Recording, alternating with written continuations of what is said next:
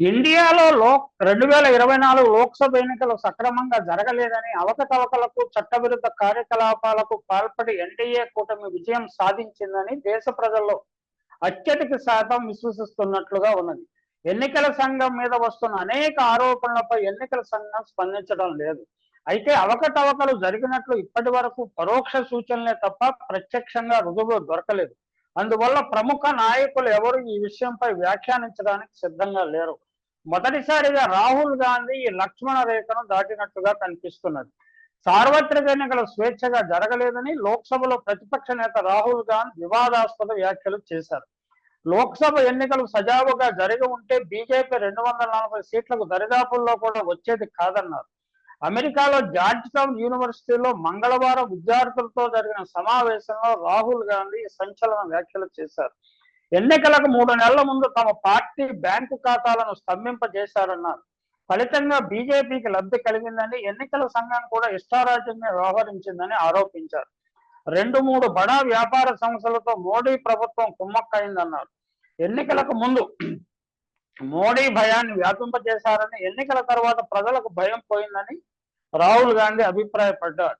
56 అంగుళాల ఛాతీ, దేవుడితో నేరుగా సంబంధాలు ఉన్నాయని చెప్పుకున్న మోడీ ఎన్నికల తర్వాత నీరు గారిపోయారని ఆయన ఎద్దేవా చేశారు.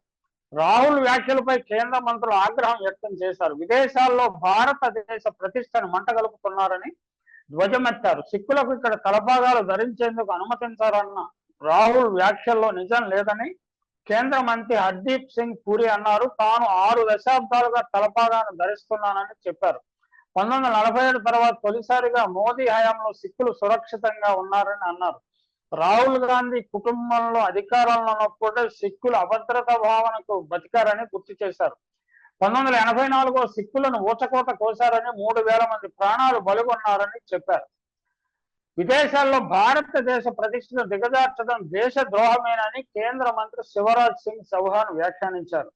ఎన్నికలపై రాహుల్ గాంధీ వ్యాఖ్యలు చేసినప్పటికీ ఈవీఎంలను ట్యాంపరింగ్ గురించి, మ్యానిపులేషన్ గురించి ప్రస్తావించకపోవడం గమనార్హం. ఇప్పుడు ఈ వివాదం కోర్టుల్లో ఉంది. ఎన్నికల సంఘం మాత్రం మౌనముద్ర వహించింది. కోర్టులు దీనిపై ఈవీఎంలు ఎప్పుడు తీర్పు వస్తాయో ఎదురు చూస్తున్నారు. ఈవీఎంల స్థానంలో బ్యాలెట్ బాక్సులు పెట్టే అవకాశం లేదని సుప్రీంకోర్టు ఇప్పటికే స్పష్టం చేసింది. కానీ ఎన్నికల్లో మ్యానిపులేషన్ జరిగిందా లేదా అన్నది సుప్రీంకోర్టు తేల్చాల్సి ఉంది.